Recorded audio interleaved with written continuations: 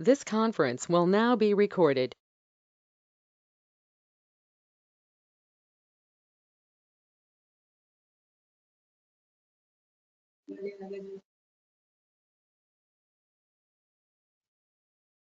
जय हो जय गुरु जय करो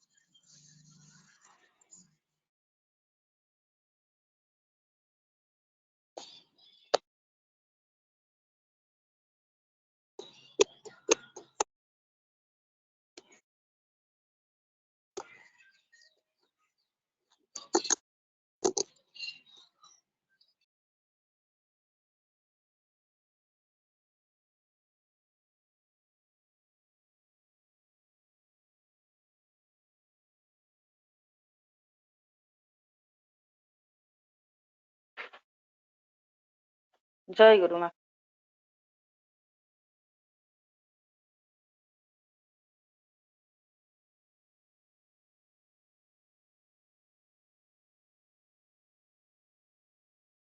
भॉइस आसु नहीं जय गुरु माँ जय गुरु शंख दे प्रार्थना करंतु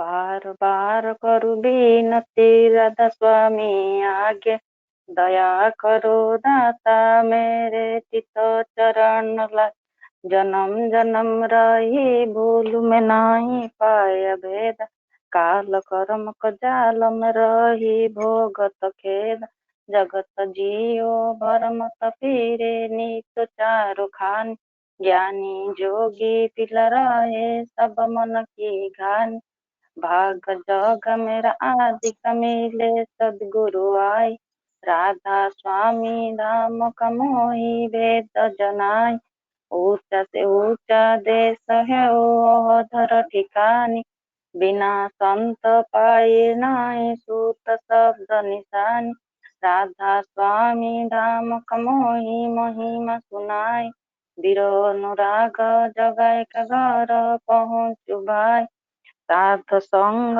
कर सार रंग में पिया गाय प्रेम लगा गुरु चरण में मन शांति न आए तड़प उठे बेकल रहू कस पिया घर जाए दर्शन रस नित नित लहू गहे मन थिरताई सूरत चढ़े आकाश में करे शब्द विलास धाम धाम निरखत चले पाए निज घर वासा यह आशा मेरा मन बसे रहे चित उदास विनय सुनो कृपा करो दीजे चरण निवास तुम बिन कोई समरथ नहीं जास मांगो दान प्रेम धार बरखा कर खोल अमृत खान दीन दयाल दया कर मेरे समरथ स्वामी शुकर करो गाओ तरऊ नित राधा स्वामी तुम बिन कोई समरथ नहीं जासे मांगु दान प्रेम धार बरखा कर खोल अमृत खान दीन दयाल दया कर मेरे समरथ स्वामी शुकर करो गाओ तरऊ नित राधा स्वामी शुकर करो गाओ तर नित राधा स्वामी बार बार कर जोड़ कर सविनय करो पुकार साध संग मोहि देव नित परम गुरु दत्तार कृपा सिंधु समरथ पुरुष आदि अनादि अपार राधा स्वामी परम पितु मैं तुम सदा आधार बार बार बल जाऊं तन मन और चरण पर क्या मुकुले में गाओ मेहर करि जस रूपक धन्य धन्य गुरुदेव दया सिंधु पुराण धन नित्य करो तुम सेवा चल भक्ति मोहि देव दीन दीन नाथ हाथ गह तुम आन कर अब राखो नित साथ दीन दयाल प्रभु नित काम क्रोध मद लोभ सब विधि अवगुण हारम्य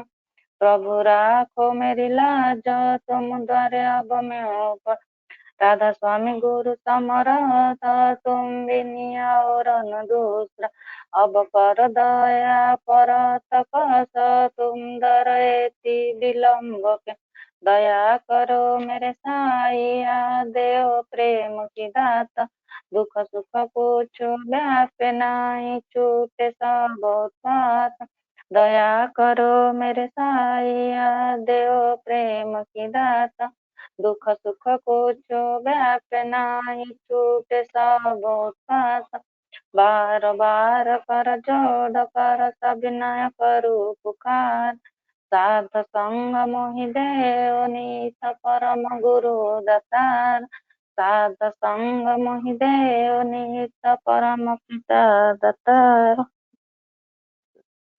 गुरु ब्रह्मा गुरु विष्णु गुरुदेव महेश्वर गुरुरेव परम ब्रह्म तस्मै श्री गुरवे नमः अखंड मंडलकारं व्याप्तं येन चराचरं तत्पदं दर्शितं येन तस्मै श्री गुरवे नमः अज्ञानतिमिराधस्य ज्ञानाञ्जनशलाकया चक्षुरुन्मीलितं येन तस्मै श्री गुरवे नमः स्थावरं जङ्गमं व्याप्तं येन कृष्णं चराचरं तत्पदं दर्शितं येन तस्मै श्रीगुरवे नमः विद्रूपेण परिव्यक्तं त्रैलोक्यं सचराचरं तत्पदं दर्शितं येन तस्मै श्रीगुरवे नमः न गुरोरधिकं तत्त्वं न गुरोरधिकं तप तत्त्वज्ञानं परस्नास्ति तस्मै श्रीगुरवे नमः मन्माता श्रीजगन्नाथ मद्गुरु श्रीजगद्गुरु मदात्मा सर्वभूतात्मा तस्मै श्रीगुरवे नमः गुरुरादिरनशितं गुरु परमदैवतं गुरु परं नास्ति तस्मै श्री गुरवे नमः ब्रह्मानन्दं परमसुखदं केवलं ज्ञानमूर्तिं ददाति तनं गगनसदृशं तत्त्वमस्यादि लक्ष्यम्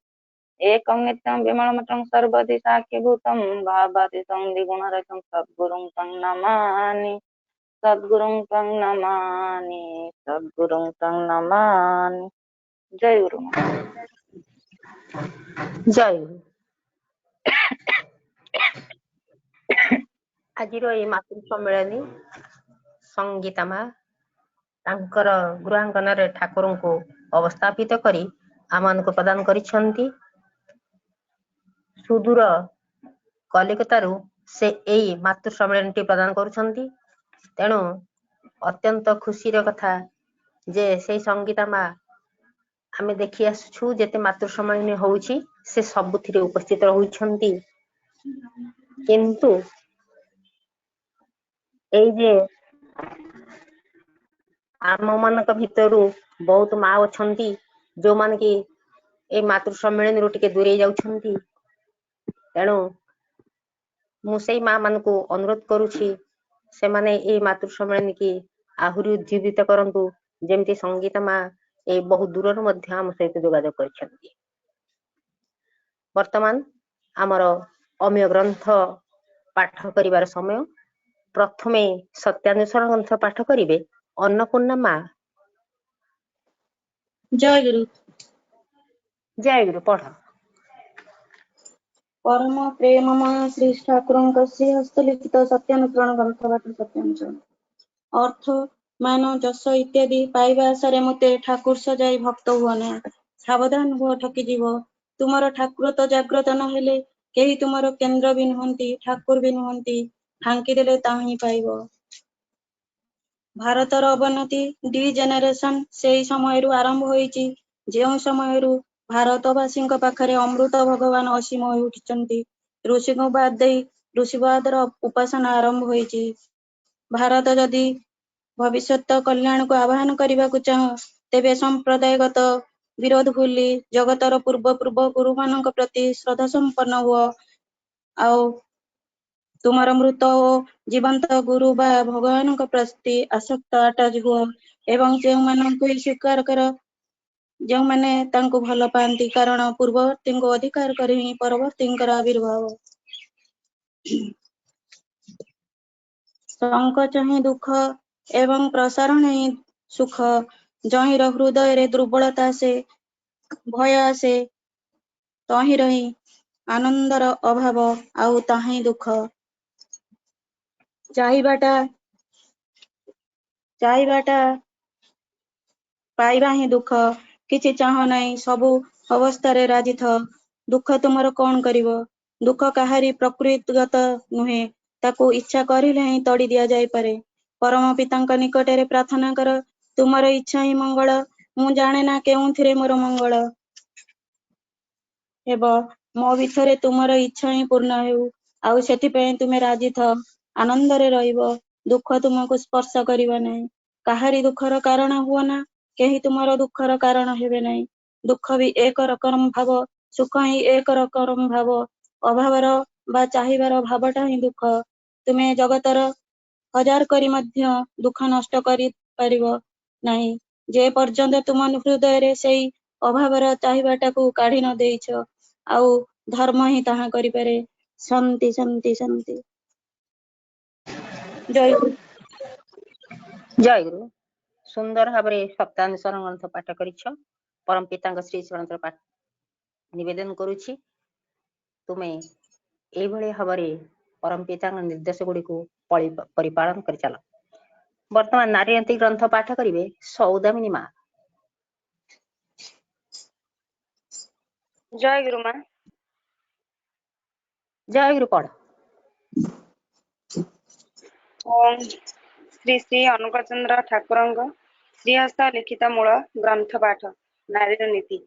ମୋର କଥା ଗୁଡ଼ିକ ଯଦି ତୁମର କେବଳ କଥା ଓ ଚିନ୍ତାର ଖୋରାକ ମାତ୍ର ହୁଏ, କରିବା ବା ଆଚରଣର ଭିତର ଦେଇ ସେଗୁଡ଼ିକୁ ଯଦି ବାସ୍ତବରେ ଫୁଟେଇ ତୋଳି ନ ପାର, ତେବେ ପାଇବା ଯେ ତୁମର ତମସାଚ୍ଛନ୍ନ ରହିଯିବ, ତା କିନ୍ତୁ ଅତି ନିଶ୍ଚୟ। ତୁମର ମୋ ଝିଅ ମୋର, ତୁମର ସେବା, ତୁମର ଚାଲିବା, ତୁମର ଚିନ୍ତା, ତୁମର କହିବା ପୁରୁଷ ଜନସାଧାରଣଙ୍କ ଭିତରେ ଯେପରି ଏପରି ଗୋଟାଏ ଭାବର ସୃଷ୍ଟି କରେ, ଯେଉଁଥିରେ ସେମାନେ ଅବନତ ମସ୍ତକରେ ନତଜାନୁ ହୋଇ ସସମ୍ଭ୍ରମେ ଭକ୍ତି ଗଦଗଦ କଣ୍ଠରେ ମା ମୋର, ଜନନୀ ମୋର କହି ମୁଗ୍ଧ ହୁଅନ୍ତି, ବୁଦ୍ଧ ହୁଅନ୍ତି, ତୃପ୍ତ ହୁଅନ୍ତି, କୃତାର୍ଥ ହୁଅନ୍ତି, ତେବେ ହିଁ ତୁମେ ନାରୀ, ତେବେ ହିଁ ତୁମେ ସତୀ।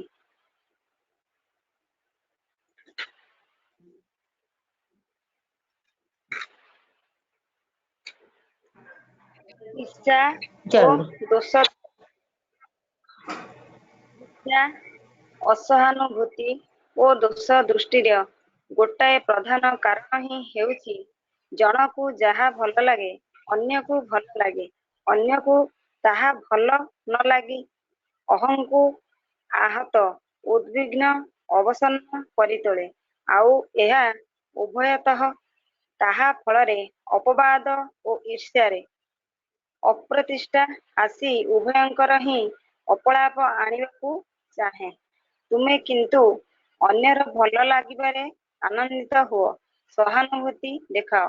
ଯଦି ତା ତୁମର କ୍ଷତି ବି ଆଣିଥାଏ, ତାହାର ଅବସ୍ଥା, ପ୍ରୟୋଜନ ଓ ବୋଧ ଆଡ଼କୁ ନଜର ରଖି ସେଠାରେ ତୁମର ଏପରି ହେଲେ ତୁମେ ବି ତାହା ହିଁ କରିଥାନ୍ତ ବୋଧ କରି ତାହାର ନିନ୍ଦା ବା ଅଖ୍ୟାତି କର ନାହିଁ। ଆଉ ଏହା ତୁମେ ଚରିତ୍ରଗତ କରି ପକାଇବାକୁ ଚେଷ୍ଟା କର, ଦେଖିବ ପ୍ରତିଷ୍ଠା ଲାଭ କରିବ, ସ୍ୱସ୍ତି ତୁମକୁ ଅଭ୍ୟର୍ଥନା କରିବ। ଶାନ୍ତି ଶାନ୍ତି ଶାନ୍ତି। ଜୟ ଗୁରୁ ମା। ଜୟ ଗୁରୁ। ସୁନ୍ଦର ଭାବରେ ନାରୀୟନ୍ତୀ ଗ୍ରନ୍ଥ ପାଠ କରିଛ। ବର୍ତ୍ତମାନ ସ୍ୱାସ୍ଥ୍ୟ ଓ ସଦାଚାର ଗ୍ରନ୍ଥ ପାଠ କରିବେ ଶ୍ରଦ୍ଧେୟା ନନ୍ଦିନୀ। ଜୟ ଗୁରୁ। ଜୟ ଗୁରୁ ପଢ। परम प्रेममय श्री श्री ठाकुर अनुकूल चंद्रଙ୍କର ସ୍ୱାସ୍ଥ୍ୟ ଓ ସଦାଚାର ସୂତ୍ର। ଉତ୍ସବ କର, ଶିଷ୍ଟାଚାରକୁ ବର୍ଜନ କର ନାହିଁ। ସାଧ୍ୟ ବା ଅଭ୍ୟସ୍ତ ସଦାଚାରକୁ ଯଦି ଭାଙ୍ଗିବାକୁ ଆରମ୍ଭ କର, ତେବେ ଅଭ୍ୟାସ ବି ଭାଙ୍ଗିଯିବ। ଯାହା ସାଧୁଛ ତାହା ମଧ୍ୟ ନଷ୍ଟ ପାଇବ। ଅନୁଶାସିତ ବ୍ୟକ୍ତିତ୍ୱ ବିଧି ବିନୟିନୀ ଧୃତିର ପ୍ରକଟ ମୂର୍ତ୍ତି। ଈଶ୍ୱର ହିଁ ବିଧାତା। ବାଣୀ ସଂଖ୍ୟା 43। ଜୟଗୁରୁ। ଜୟଗୁରୁ। ବର୍ତ୍ତମାନ ସାଧନା ଦିଦିଙ୍କ ରଚିତ ପ୍ରାର୍ଥନା ପାଠ କରିବେ ସୁଜାତା ମା। ଜୟଗୁରୁ। ଜୟଗୁରୁ ପଢ। ମାତୃ ସମ୍ମିଳନୀର ପ୍ରଥମ ସ୍ତୋତ୍ର ପାଠ ପୂଜନୀୟ ସାଧନା ଦିଦି ରଚିତ ପ୍ରାର୍ଥନା। ମୋର ଇଷ୍ଟ, ମୋର ଆଦର୍ଶ, ଆଜିଠାରୁ ମୋ ଜୀବନ ତୁମର। ତୁମର ବୃଦ୍ଧି ମୋ ବୃଦ୍ଧିକୁ ସ୍ପର୍ଶ କରୁ। ତୁମର ପ୍ରତିଷ୍ଠା କରିବା ହିଁ ମୋ ଜୀବନର ସର୍ବପ୍ରଧାନ ବ୍ରତ ହେଉ। ନାରୀର ନୀତି ତୁମେ କହିଛ, ତୁମେ କଲ୍ୟାଣ ରୂପୀ ସତୀ ରୂପେ ନାରୀ ରୂପେ ମୋତେ ମୋର ବୈଶିଷ୍ଟ୍ୟରେ ବର୍ଦ୍ଧନଶୀଳା ଦେଖିବାକୁ ଚାହଁ। ଶପଥ କରୁଛି, ମୋ ଜୀବନର ପ୍ରତିଟି ମୁହୂର୍ତ୍ତରେ ମୁଁ ତୁମର ଏହି ଇଚ୍ଛାକୁ ପୂର୍ଣ୍ଣ କରିବା ପାଇଁ ଚେଷ୍ଟା କରିବି। ତୁମେ ସୁସ୍ଥ ଓ ଦୀର୍ଘାୟୁ ହୁଅ। ମୋ ଜୀବନ ମୁଁ ତୁମକୁ ଅର୍ଘ୍ୟ ଦେଉଛି। ତୁମେ ଉଚ୍ଛଳ ହୋଇ ଉଠ ପୁଲକ ଜୀବନ ଯଶ ଆଉ ମହାନ ସମ୍ବେଗରେ।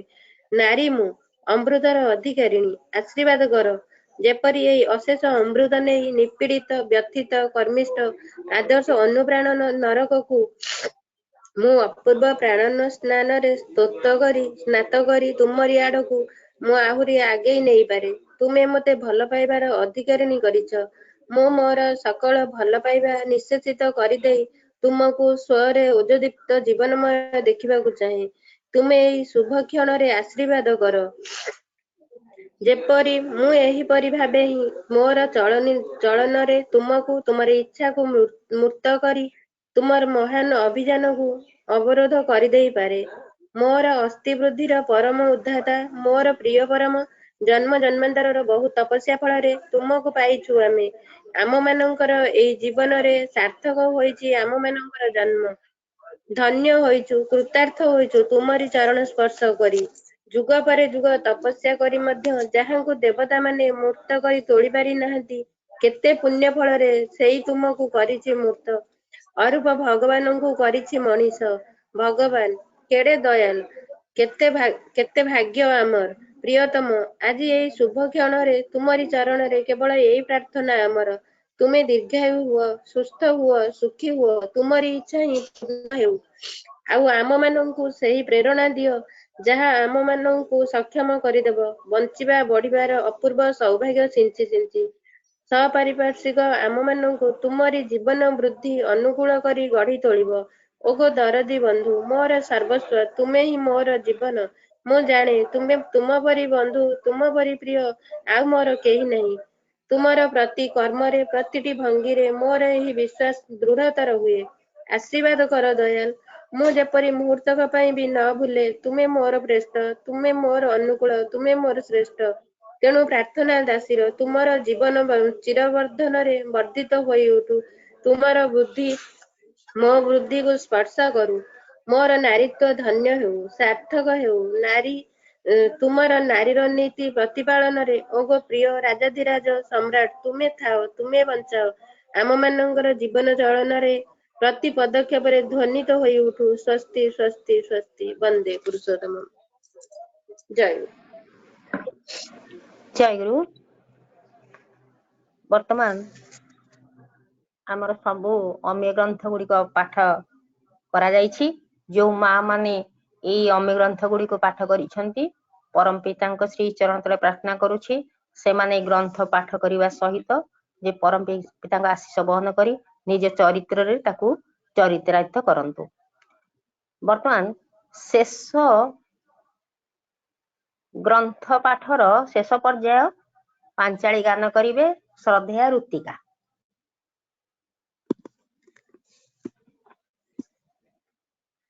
তোরা শোনরে ভাই বলে যাই বাঞ্ছা বাড়ার পর, যে পথে চলেছে ঠাকুর অনুকূলে শোনো পূর্ণ কথা, শোনো পূর্ণ কথা, তার বারতা কহি বিবরণ, যে কথা শুনিলে হয় পাপ বিমোচন। এলো সোনার মানুষ, এলো সোনার মানুষ, মহাপুরুষ অনুকূল রায়।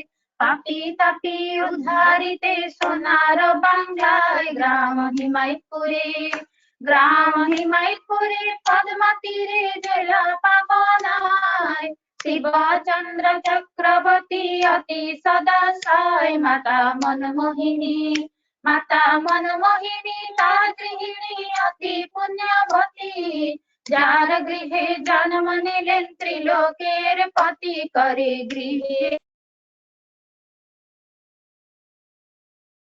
পুরাণ কুল। যার লক্ষ লক্ষ শিষ্য পূজে চরণর তুল। তার রূপ দেখে, তার রূপ দেখে, ভাব দেখে কহন না যায়। ভুবন মোহন রূপে সবারে ভুলায়। শোনো তার মহিমা, শোনো তার মহিমা, মাধুরিমা নাই পারাবার।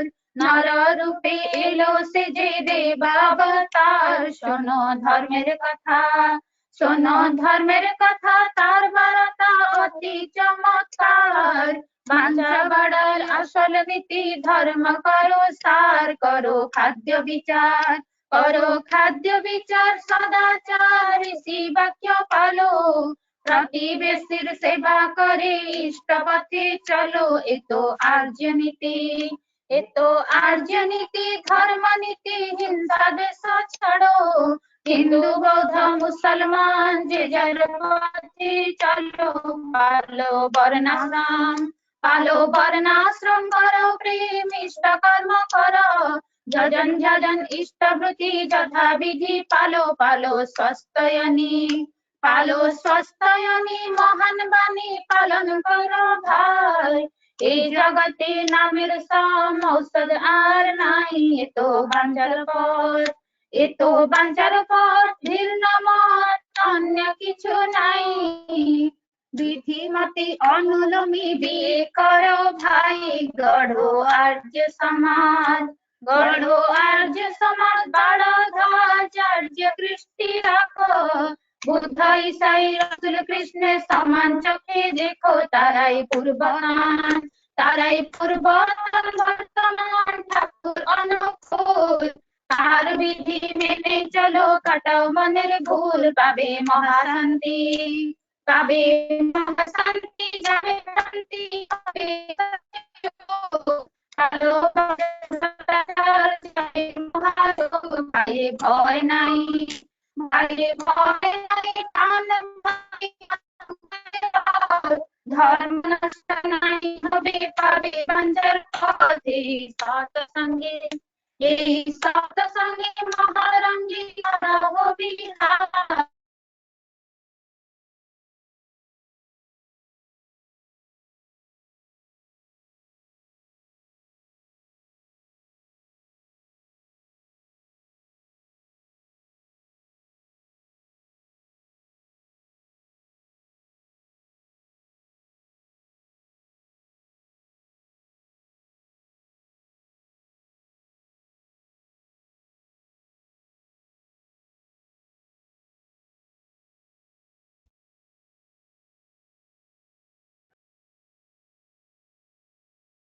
ଜୟଗୁରୁ।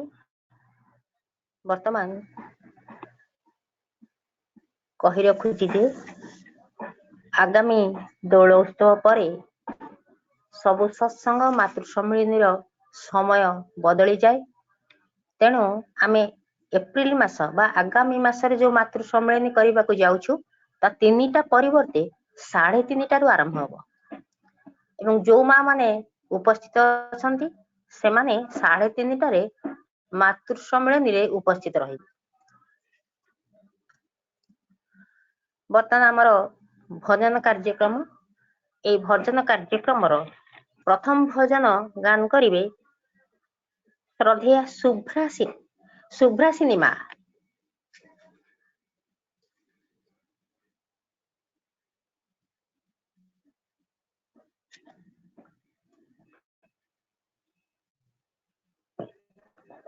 ଶୁଭ୍ରାସିନୀ ମା।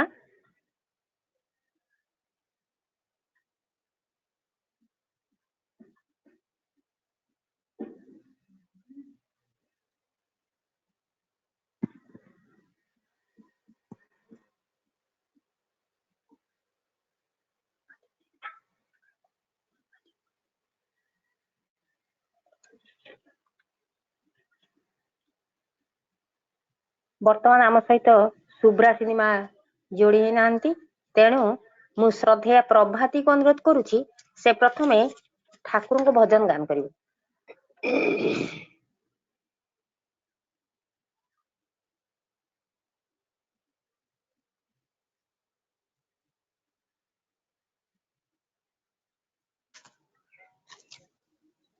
ଆଜ୍ଞା ମା ଜୟ ଗୁରୁ। ଜୟ ଗୁରୁ ଗାଅ। ଆଚ୍ଛା।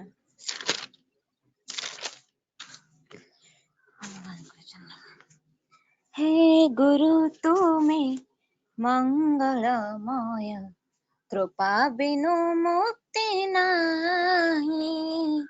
हे गुरु तुमे मंगलमय, कृपा बिनु मुक्ति नाही।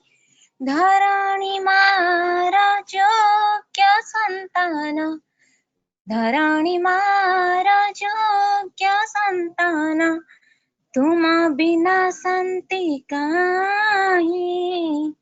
हे गुरु तुमे मंगलमय, कृपा बिनु मुक्ति नाही।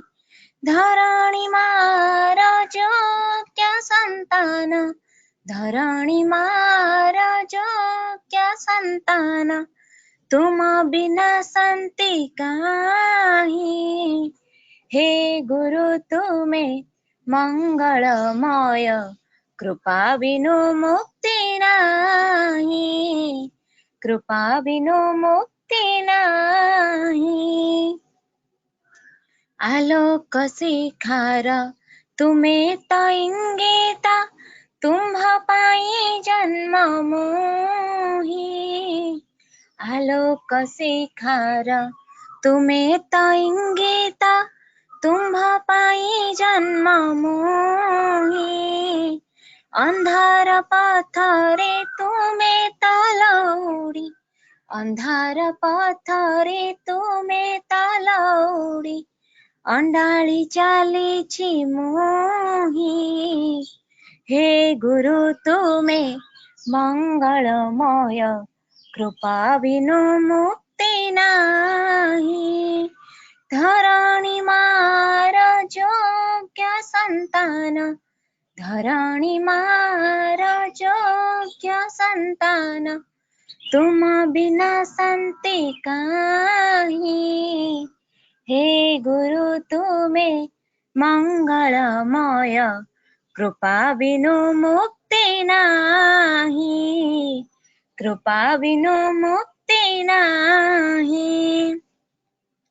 तुमे अखिलर तुमे निखिलर, आशिष तुमे मो पाई। तुमे अखिलर तुमे निखिलर, आशिष तुमे मो पाई। धर्म निर्देशना देवा पाई परा, धर्म निर्देशना देवा पाई परा, अवतीर्ण भावग्राही। हे गुरु तुमे मंगलमय, कृपा बिनु मुक्ति नाही। धरणी मारा योग्य संतान, धरणी मारा योग्य संतान, तुम बिना संति काहि। हे गुरु तुमे मंगलमय, कृपा बिनु मुक्ति नाही। हे गुरु तुमे मंगलमय, कृपा बिनु मुक्ति नाही। कृपा बिनु मुक्ति नाही। तुम्हारी आशीष আজি এই ধরা, পুরি ওঠো নাম গাই। तुम्हारी आशीष আজি এই ধরা, পুরি ওঠো নাম গাই। जय गुरुदेव जय हे अनंत, जय गुरुदेव जय हे अनंत, बलिया पादे चिंताई। हे गुरु तुमे मंगलमय, कृपा बिनु मुक्ति नाही। हे गुरु तुमे मंगलमय, कृपा बिनु मुक्ति नाही। धरणी मार योग्य संतान, धरणी मार योग्य संतान, तुम बिना शांति काहि। हे गुरु तुमे मंगलमय, कृपा बिनु मुक्ति नाही। हे गुरु तुमे मंगलमय, कृपा बिनु मुक्ति नाही। कृपा बिनु मुक्ति नाही, कृपा बिनु मुक्ति नाही। माँ जय गुरु। जय गुरु जय गुरु। सुंदर भाव परम पिता श्री चंचल तुम ये भजन परिवेषण कर आहरी मधुर भाव तुम भजन परिवेषण कर। वर्तमान आम माँ भजन परिवेषण करेंगे संघमित्रा माँ। माँ जय गुरु। जय गुरु गाओ। आज की आनंद दिन रे, आज की मधुर दिन, आज की आनंद दिन रे, आज की मधुर दिन, आज की आनंद दिन रे, आज की मधुर दिन।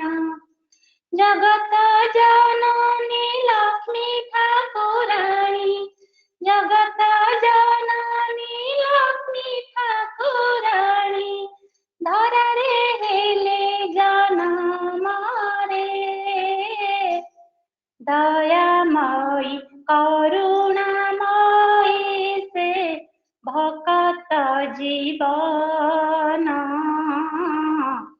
आज की आनंद दिन रे, आज की मधुर दिन। हुलहुली शंख नाद शब्द रे, पूरी उठुची धरणी। सर्वमयी लक्ष्मी कमलिनी सिए, दुख विपत्ति हरिणी। हुलहुली शंख नाद शब्द रे, पूरी उठुची धरणी। सर्वमयी लक्ष्मी कमलिनी सिए, दुख विपत्ति हरिणी। कोटि कोटि भक्त, कोटि कोटि भक्त श्रीपद कमले, कोटि कोटि भक्त श्रीपद कमले, लुटि जाती शरण से। जगत कल्याणी लक्ष्मी मागो चरणी प्रणाम। आज की आनंद दिन रे, आज की मधुर दिन।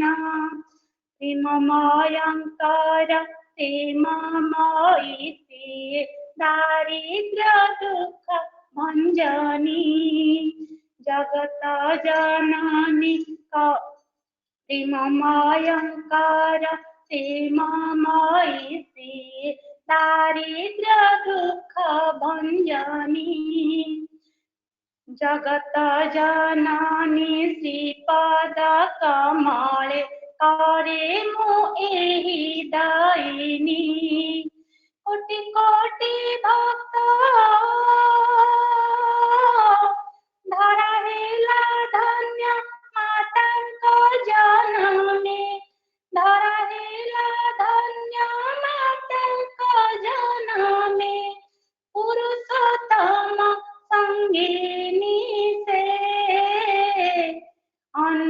सुना सुखदायिनी जगत जननी आज की आनंद दिन रे आज की मधुर दिन आज की आनंद दिन रे आज की मधुर दिन जगत जननी लक्ष्मी ठाकुरानी जगत जननी लक्ष्मी ठाकुरानी धरे ले जनम रे दयामयी करुणामयी से भक्त जीवन आज की आनंद दिन रे आज की मधुर दिन आज की आनंद दिन रे आज की मधुर दिन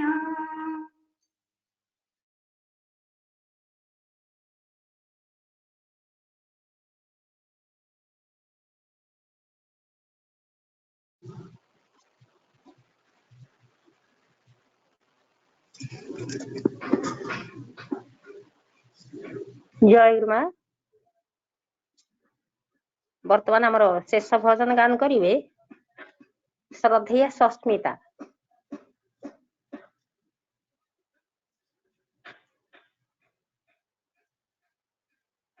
जय गुरु माँ। जय गुरु गाओ।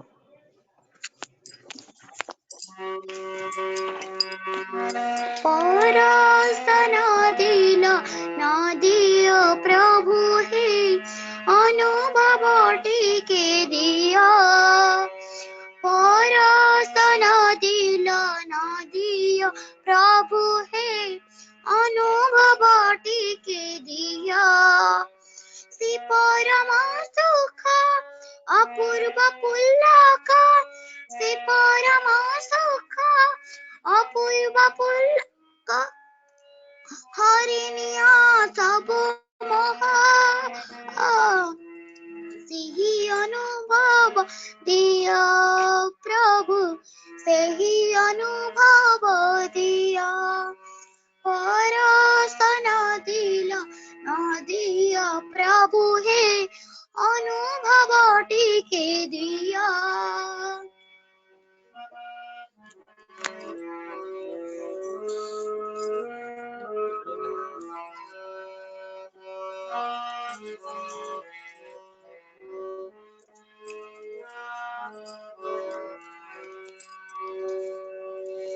जन्म देछ करम देछ जहाँ मोरा लोड़ सबूत देछ जन्म देछ करम देछ जहाँ मोरा लोड़ सबूत देछ तथापि काहेकि बार बार मोरा तथापि काहेकि बार बार मोरा भरी जाए आखि लुह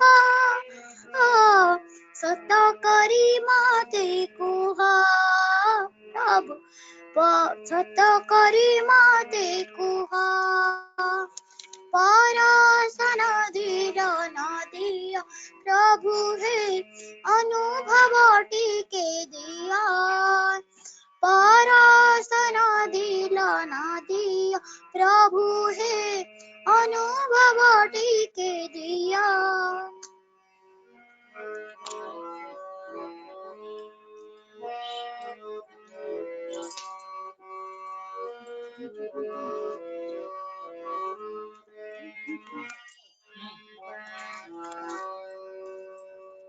जगत ठाकुर परमेश्वर लुड़ा नहीं मोर मायार संसार जगत ठाकुर परमेश्वर लुड़ा नहीं मोर मायार संसार जहाँ लुड़ी मन नुहि चिरदिन ଯାହା ଲୋଡ଼େ ମନ ନୁହେଁ ଚିରଦିନ ଜାଣିଥାନି ରବ ଲୁହ ସେ ପାଇଁ ମୋ ମନେ କୋହ ପ୍ରଭୁ ସେ ପାଇଁ ମୋ ମନେ କୋହ ପରସନ ଦିଲ ନଦିଅ ପ୍ରଭୁ ହେ ଅନୁଭବ ଟିକେ ଦିଅ ପରସନ ଦିଲ ନଦିଅ ପ୍ରଭୁ ହେ ଅନୁଭବ ଟିକେ ଦିଅ ସେ ପରମ ସୁଖ ଅପୂର୍ବ ପୁଲକ ସେ ପରମ ସୁଖ ଅପୂର୍ବ ପୁଲକ ହରିନିଆ ସବୁ ମୋହ ସେ ପାଇଁ ସେ ପାରିକି ମତେ କୁହ ପ୍ରଭୁ ସେ ପାଇଁ ମୋ ମନେ କୋହ ପରସନ ଦିଲ ନଦିଅ ପ୍ରଭୁ ହେ ଅନୁଭବ ଟିକେ ଦିଅ ପରସନ ଦିଲ ନଦିଅ ପ୍ରଭୁ ହେ ଅନୁଭବ ଟିକେ ଦିଅ ପରସନ ଦିଲ ନଦିଅ ପ୍ରଭୁ ହେ ଅନୁଭବ ଟିକେ ଦିଅ ଜୟ ଗୁରୁ ମା। ଜୟ ଗୁରୁ। ସୁନ୍ଦର ଭାବରେ ଛୋଟ କଣ୍ଠରେ ତୁମେ ଯୋଉ ଭଜନ ପରିବେଷଣ କରିଛ ତୁମେ ଏମିତି ଏ ପରମ ପିତାଙ୍କର ଏ ରାତ୍ର ଚରଣରେ ଆହୁରି ମଧୁର ଭାବରେ ତୁମର କଣ୍ଠ ସଙ୍ଗୀତକୁ ଛୁଟେଇ ଚାଲ ଏବଂ ଆଶୀର୍ବାଦ ପ୍ରାପ୍ତ କର। ବର୍ତ୍ତମାନ ଭଜନର ଶେଷ ପର୍ଯ୍ୟାୟ ବର୍ତ୍ତମାନ କୋରସ ଗାନ କରିବେ ଗାୟତ୍ରୀ ମା। ଜୟ ଗୁରୁ ମା। ଜୟ ଗୁରୁ ଗାओ ଜୟ ଗୁରୁ ଗାओ। सुनो रे भाई मेरे मालिक जगत के नाथ उन्हीं दयाल का चरण पकड़ ले उन्हीं दयाल का चरण पकड़ ले काल करेगा खाक मेरे मालिक जगत के नाथ सुनो रे भाई मेरे मालिक जगत के नाथ सुनो रे भाई मेरे मालिक जगत के नाथ उन्हीं दयाल का चरण पकड़ ले उन्हीं दयाल का चरण पकड़ ले काल करेगा खाक मेरे मालिक जगत के नाथ सुनो रे भाई मेरे मालिक जगत के नाथ संगी न साथी मीत न कोई ठगने आए बंधु भाई संगी न साथी मीत न कोई ठगने आए बंधु भाई जे तो अभी शरण में आओ जे तो अभी शरण में आओ चरण झुकाओ माथ मेरे मालिक जगत के नाथ सुनो रे भाई मेरे मालिक जगत के नाथ धन संपद सब काम न आवे माया बंधन छिन मेरी जावे धन संपद सब काम न आवे माया बंधन छिन मेरी जावे दो पल गाए मिट जावेगा दो पल गाए मिट जावेगा छोड़ो इनका साथ मेरे मालिक जगत के नाथ सुनो रे भाई मेरे मालिक जगत के नाथ साध गुरु का कहना मानो भक्ति प्रेम को मन में ठालो साधु गुरु का कहना मानो, भक्ति प्रेम को मन में ठानो, सेवक बनकर उनको पाओ, सेवक बनकर उनको पाओ, प्रभु पकड़ेंगे हाथ, मेरे मालिक जगत के नाथ। सुनो रे भाई, मेरे मालिक जगत के नाथ। सुनो रे भाई, मेरे मालिक जगत के नाथ। उन्हीं दयाल का चरण पकड़ ले, उन्हीं दयाल का चरण पकड़ ले, काल करेगा खाक, मेरे मालिक जगत के नाथ। सुनो रे भाई, मेरे मालिक जगत के नाथ। सुनो रे भाई, मेरे मालिक जगत के नाथ, मेरे मालिक जगत के नाथ, मेरे मालिक जगत।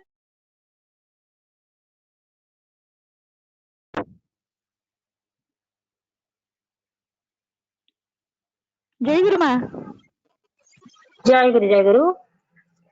समस्ते जो भजन गुड़ी को परिवेषण करिसेंती अति श्रुति मधुर होईछि एवं परम पितांग श्री चरण तले सेमान अर्पण करिसेंती। आशा करूछि सेमाने आहुरी सुललित भाबरे एमती परम पितांग श्री चरण तले ए भजन गुड़ी को अर्पण करि चाहंतु। बर्तमान आमे शेष पर्याय रे पहुंची जाइछु। या सदालोचनार पर्याय। आज प्रथमे मु श्रद्धेय संध्या को अनुरोध करुछि से आलोचना रखंतु। जय गुरु माँ। जय गुरु कुह।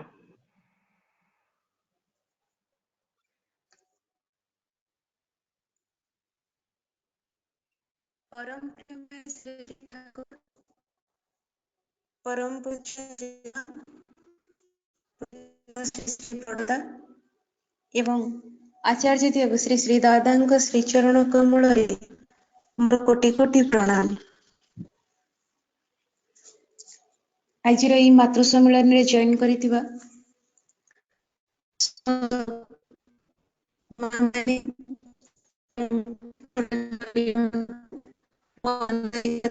जय गुरु।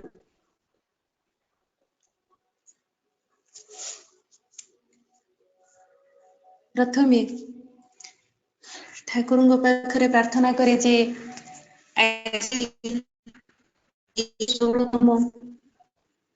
ऑनलाइन मातृ सम्मेलन ए पर्यंत आसी पहुंची छी। ए पर्यंत हमें पहुंची पारी छी। तो सबु माँ मानकर सहयोग और आंतरिकता आम सहित रही थिबारु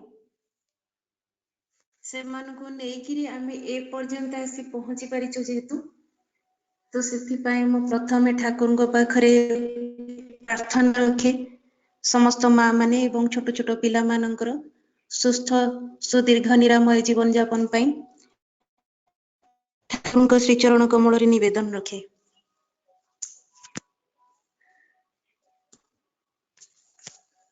जदि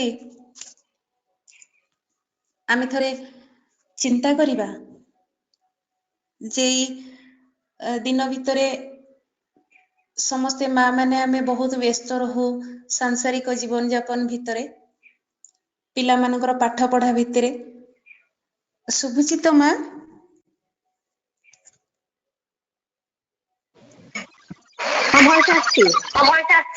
आज्ञा जय तो कर्ममय व्यस्त बहुल जीवन भितरे माँ मानकु समय देबा बहुत कष्ट साध्य भितरे मध्य दिन भितरे जो अपराह्न समय आमे समस्ते ऑनलाइन माध्यम रे एकत्रित हेई पारुछे ठाकुर को पाई कि ए सब संभव। तो आमे जदि थरे तर्जमा करिबा मानसिक स्तर रे जे आमे जो बहुमूल्य समय भितर ए जो समय टिकक बाहरी करिबा कहा पाई को उद्देश्य रे आमे बाहरी करू କାରଣ ପ୍ରତ୍ୟେକ ଜିନିଷର ଠାକୁରଙ୍କ ଭାଷାରେ ଯେ କାରଣ ନ ବୁଝି କୌଣସି କର୍ମ କରିବା ତାହା ହେଉଛି ନିଷ୍ଫଳ ଆମ ପାଇଁକି। ତେଣୁ ଥରେ ଯଦି କାରଣକୁ ଖୋଜିବା, ତାର କାରଣ କଣ, ଆମେ କଣ ପାଇଁ କି ଯୋଉ ସମୟ ଦଉଛେ 1.5 ଘଣ୍ଟାର ସମୟ, ଯେ ଏହା ହେଉଛନ୍ତି ଆମର ଗୁରୁଙ୍କର ବା ଇଷ୍ଟଙ୍କର ନିର୍ଦ୍ଦେଶ। କଣ ନା ଆମେ ଯୋଉ ଦୀକ୍ଷା ନେଇଥିଲେ ଯୋଉ ପ୍ରଥମ ଦିନ ଋତିକ ଦେବତାଙ୍କ ପାଖରୁ ଦୀକ୍ଷା ନେଲା ଦିନ ଆମେ ସଂକଳ୍ପବଦ୍ଧ ଥିଲେ, ଯୋଉଟା ଆପଣ ଦେଖିଥିବେ ଦୀକ୍ଷା ନେଲା ଦିନ ଆମକୁ ଗୋଟେ ଦୀକ୍ଷା ପତ୍ର ଋତିକ ଦାଦା ପ୍ରଦାନ କରନ୍ତି। ତାର ପଛପଟ ପେଜରେ ଆପଣ ଦେଖିବେ 4ଟା ସଂକଳ୍ପ ଅଛି।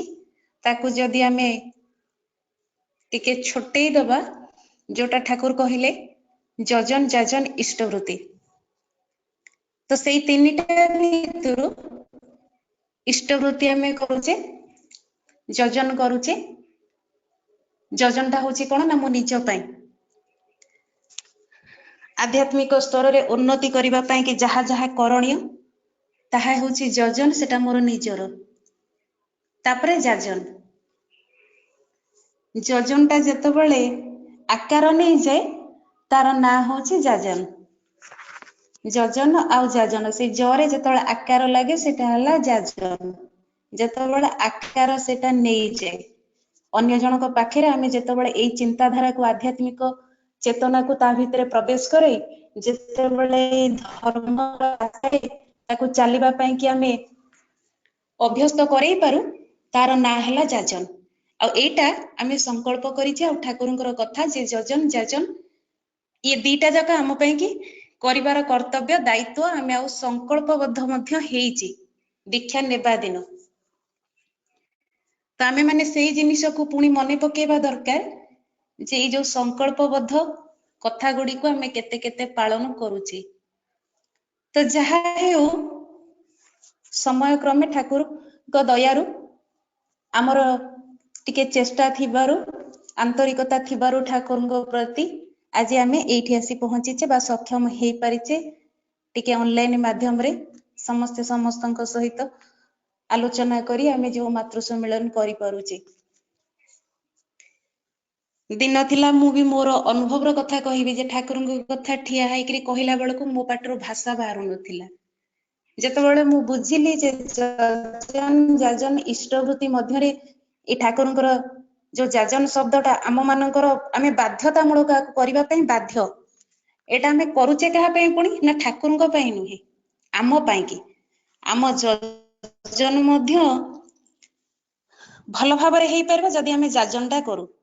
ଯାଜନ ନଥିଲେ ଯଜନର କିଛି ଇଏ ନାହିଁ, ଯଜନ ନଥିଲେ ଯଜନ ଯାଜନ ଉଭୟ ହଉଛନ୍ତି ପରିପୂରକ ଭଳି।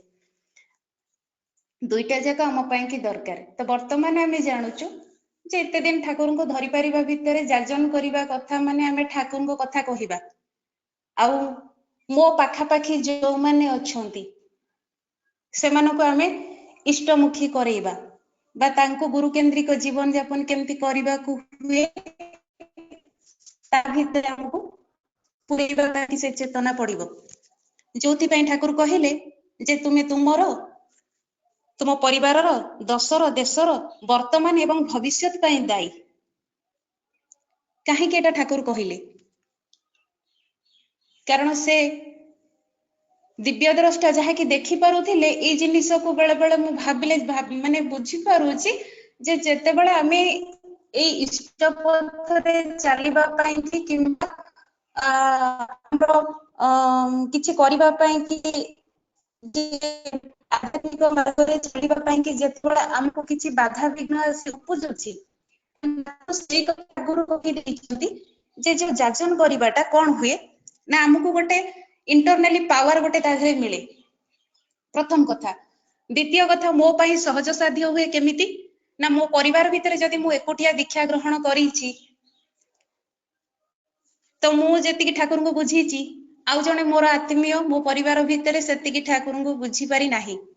ତ ସେଥିପାଇଁ ଦାୟୀ ହଉଛି ମୁଁ। କେମିତି ନା ମୋ ପରିବାର ଭିତରେ କୋଉଠି ନା କୋଉଠି ମୁଁ ପଛରେ ରହିଯାଇଛି, ସେତିକି ସକ୍ରିୟ ଭାବରେ ମୁଁ କରିପାରୁନାହିଁ, ଯାହା ଫଳରେ କି जे ठाकुर जहाँ जहाँ निर्देश देइचंती सकाळु उठिबा ब्राह्म मुहूर्तରୁ उठिकरी ठाकुरଙ୍କର जो नाम ध्यान करिबा इष्टभूति करिबा शंख बजाई प्रार्थना करिबा तापरे प्रार्थना सरिला परे गुरु गुरुजन माननकु प्रणाम करिबा तो परिवार भितरे जहाँ जहाँ करणीय परिवार प्रतिवेशी एमानंकु सब नेइकरी आत्मीय स्वजन समस्तंकु धरिकरी जहाँ जहाँ करणीय जेतेबेले मु ता धेरे फेल हेइ जाउची पछरे रहि जाउची तो सेठी असुविधा हेइ जाउची जे हमर जो जाजन करिबा प्रक्रियाटा जदि प्रकृत रही थांता पुणी बाबाईदा कहउचंदी जे जाजन करिबाटा प्रथम परिवाररु आरंभ होबा दरकार काहेकि ना जेहेतु से माने हमर नेगेटिव कथा गुड़ाक सब जानी थांते आम दुर्बलता गुड़ाक से माने जानी थांती आमर कोठी दुर्बलता रही तो ठाकुर को कथा कहिबा माध्यम रे बहुत प्रकार आम पाखकु आसीबो प्रतिवाद थट्टा परिहास ए सब जतबेले आसीबा आ ताकु सब सही बोही आमे जतबेले चालीबा दृढ़तार सहित तो सेतबेले आमे लक्ष्य स्थल रे पहुंचीबा आम पई कि सहज हेइ जिवो आ धीरे धीरे धीरे धीरे से मध्य बुझीजिव इष्ट को धरी चलिले कौन हुए तो प्रथम कथा यही सब जिनिस कि बाबाईदांगर निर्देश मध्य जे माँ माने प्रथम कथा मूल आधिरे होचंदी किए ना माँ जेमती सत्य अनुसरण कथा जे करिबाटा पाइबार जननी जदि करिबाकू हुए प्रथम कथा हैला करिबाटा पाइबार जननी पाइबा पई कि हेले आगो करिबाटा को हमको दरकार आ सेटा माँ मानक पाखरे बेसी दरकार काहेकि ना जेहेतु गोटे घरटा हमर परिवारटा निर्भर करे गोटे माँ मानक ऊपर विशेष करी तो सेथि पई बाबाईदांकर कथा रहउची जे जो माँ माने काम धंदा सारिला परे जो एई समयटा जेतबेले हमको मिले हमें बहुत सोई पड़ू आ अजथा कथा भितर हमर समय अतिबाहित हो जाए जो कथार कौनसी मूल्य नहीं आमे जेते भी कथा हो निजे तर्जमा करबा दरकार आमे जो हमर पाखापाखी जो सांग साथी बा जे केही रहिले आमे जो जो कथा सब आलाप आलोचना करू आपण लास्ट को खोजिबे से शेष रे हमर रिजल्ट किछि नथिबो तादरो किछि भी पाइबा जिंस नथाय कारण आपण जोठी बसिबे कथा हेबे काहा पाखरे ना आजिकली बसंतु इष्ट कथा छडा कथा ही किछि नाही कारण जो कथा गपिबे समस्ते आपणक कथा शुणिबा परिवर्ते से सब बेले सामना वाला कौन करे ता कथा को पुलाए मु मो कथा कहि पकेबी आ आपण आपणक भितरे कष्ट कोन अछि कहबा पूर्व से ता कष्ट पुलिए तार दुर्बलता पुलिए सी सब आपणक पाखे आम मानक पाखे बखाणी पकई आमको विभ्रांतिकर भितरे पुरई देथिबो आ ता द्वारा कोन हुए आम भितरे जेहेतु साधना कम रही जाउची आमर चिंताधारा सब बेले जो माने नेगेटिव भितरे आमे सब बेले बुडी रहउछु ता द्वारा कोन होउची आमे मध्य परर दुख दुर्दशा भितरे बुडी जाउछु ताको उद्धार करबा परिवर्ते आमे ता दुख दुर्दशा भितरे सब बेले बुडी जाउछु एया ही हुए आम परिवार रे आम आत्मीय स्वजन आम बंधु बांधव के मोर आमे भाबुछु समस्त एई कथा और एई इष्ट कथा छडा आ जेते कथा रहे आमे कोन करू जेते बुडी जाउ आमे जदि नाम ध्यान इच्छा करूथातु नाम ध्यान ता आम भितर गोटे शक्ति जगाए आचार्य कहते जे गोटे सेकेंड रे जे 4 थर नाम करे से 1400 किलोमीटर भीतर कौन होउची से देखि पारे से जे केही होंतु ना काहे कि मुहे बापन होंतु केही भी होंतु ना काहे कि जे जिए करूची गोटे सेकेंड रे 4 थर नाम करले जदि जने 1400 किलोमीटर रे कौन घटुची से तार दृष्टि देखि पारे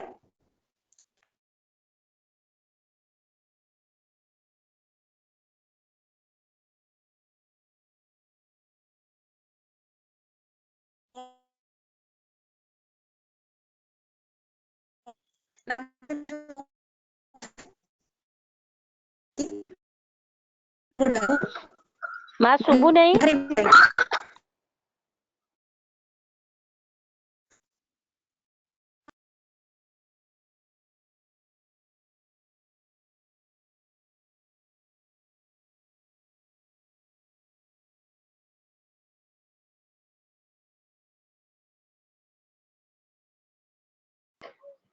ମା ଜୟଗୁରୁ ବୟସ ଆସୁନି ମା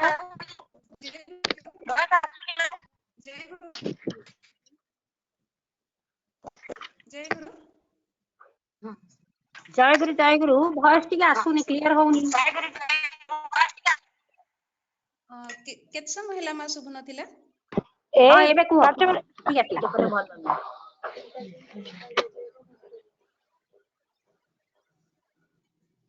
ତ ଯୋଉ ସବୁ କୁପ୍ରବୃତ୍ତି ଭିତରେ ଆମେ ବନ୍ଧା, ଜନ୍ମରୁ ଆମେ ଯୋଉ ପ୍ରବୃତ୍ତି ସବୁ ଧରିକିରି ଆସିଛୁ, ତ ସେଇ ପ୍ରବୃତ୍ତି ଭିତରୁ ଆମକୁ ଅତିକ୍ରମ କରିକି ଯୋଉ ସ୍ତରରେ ଆମେ ପହଞ୍ଚିବା କଥା, ଯୋଉଥିପାଇଁ ଠାକୁର ଆମକୁ ଦେଲେ କଣ ନା ସ୍ୱତଃ ଅନୁଜ୍ଞା। ସେଥିପାଇଁ କି ଆମ ଭିତରେ ଯୋଉ କାମ, କ୍ରୋଧ, ଲୋଭ, ଈର୍ଷା, ଅହଙ୍କାର, ମାଶ୍ଚର୍ଯ୍ୟ, ଏଇ ସବୁ ଯୋଉ କୁପ୍ରବୃତ୍ତି ଗୁଡାକ ମଣିଷ ଭିତରେ, ରକ୍ତ ମାଂସର ଶରୀର ଭିତରେ ଏଇ ସବୁ ସ୍ୱଭାବତଃ ରହିଥାଏ। କିନ୍ତୁ ମଣିଷର କାମ ହଉଛି କଣ ନା ଏ ସବୁକୁ ଅତିକ୍ରମ କରିକି ଆଗକୁ ଯିବା ଆଉ ଈଶ୍ୱରମୁଖୀ ହେଇକି ଈଶ୍ୱରଙ୍କ ପାଖରେ ଯାଇ ପହଞ୍ଚିବା, ଏହା ହେଉଛି ଆମର ଲକ୍ଷ୍ୟ। ସେଥିପାଇଁ ଠାକୁର ପ୍ରତ୍ୟେକ ଦିନ ପାଠ କରିବାକୁ ହୁଏ।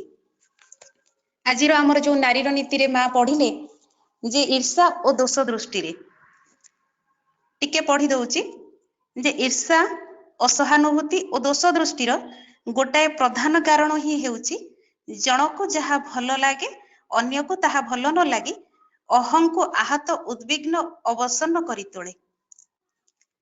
ସବୁ କହିବା, ସବୁକୁ ତର୍ଜମା କରିବା ତ ସମୟ ସାପେକ୍ଷ, ତ ଏତିକି କହିବା ଯେ ଠାକୁର କେତେ ସୁନ୍ଦର ଭାବରେ କହିଲେ ଯେ ଜଣକୁ ଯାହା ଭଲ ଲାଗେ ଅନ୍ୟ ଜଣକୁ ତାହା ଭଲ ନ ଲାଗିବାଟା ହଉଛି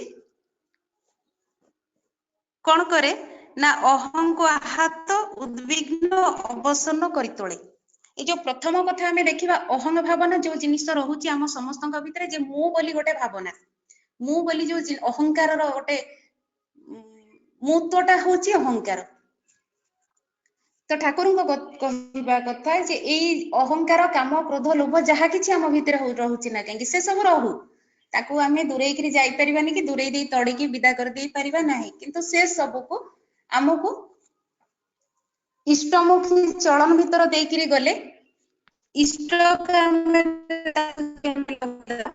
ତ ତାର ଆଉ କୌଣସି ଦୋଷ କିଛି ରହିବ ନାହିଁ। ଏଇ ଜିନିଷ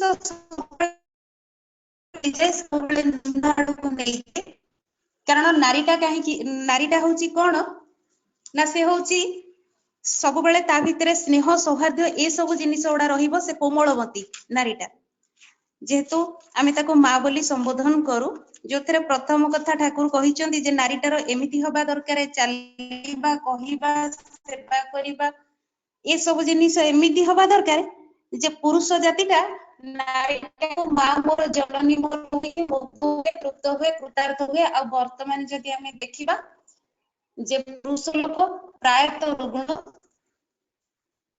ଆଉ ଭଲ ପାଇବା ଟିକେ ପାଉନାହାନ୍ତି।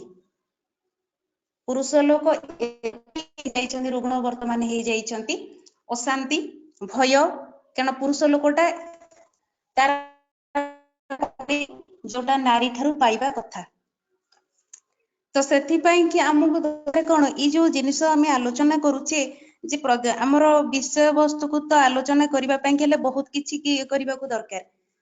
ତ ଯେତିକି ମୋର ଅନୁଭବର କଥା, ଅନୁଭୂତିର କଥା ଯେ ବର୍ତ୍ତମାନ ଆମର ଅସୁବିଧା ହେଇଛି କୋଉଠି, ଆମେ ଦୀକ୍ଷା ନେଇଥିବା ପ୍ରତ୍ୟେକ ମା ମାନଙ୍କର, ପ୍ରତ୍ୟେକ ଆମର ପରିବାରର ଆମେ ଅନେକ ଦିନର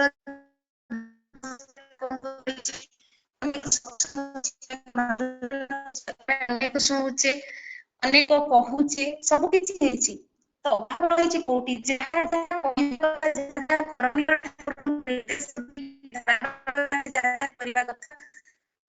ଭାବରେ ଆମେ ତାହାକୁ କରୁନାହିଁ।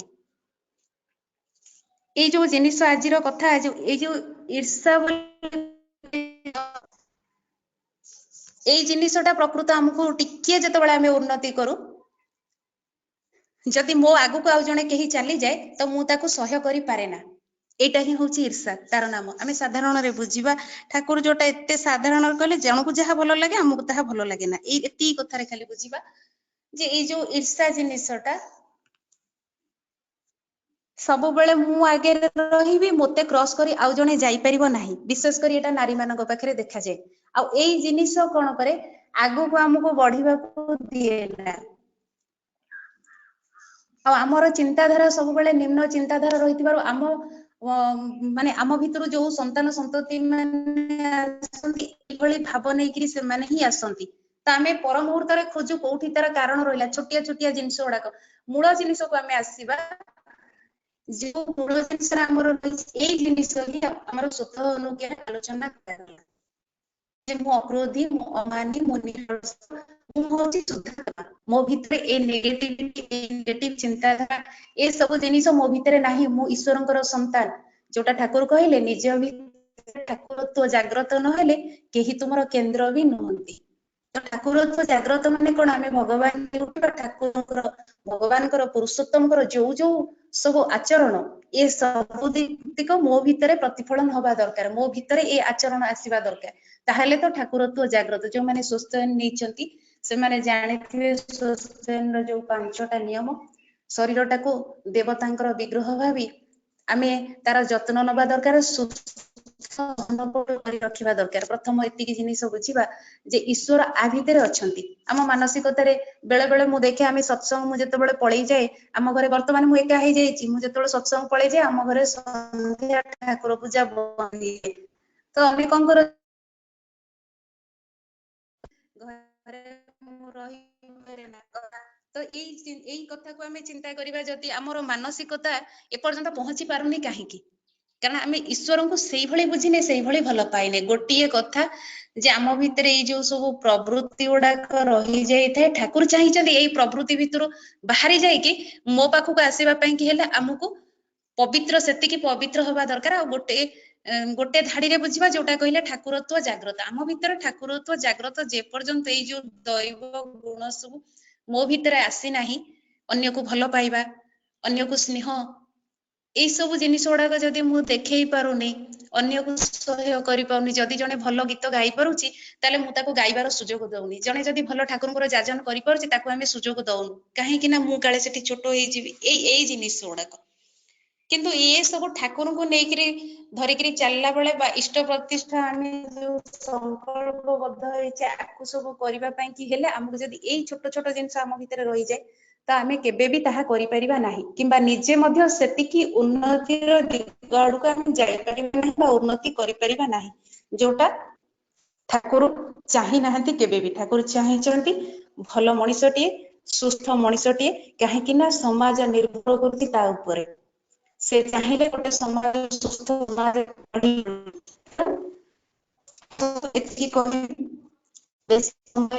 गोटे प्रथम कथा मोर अनुरोध समस्त छोट पिला माने अछंती गोटे कथा निजर साधना को सब बेले जारी रखिबा आमे अभ्यास करि रखिबा दरकार हमर जहा जहा सब कमी जाउची देखा जाउची काहे ना गोटे दुखर बयसर वर्ष मु बहुत छोट एटा टिके अनुभव को आसुची कि मु एटा कहिबा पय बाध्य होती मातृ सम्मेलन माध्यम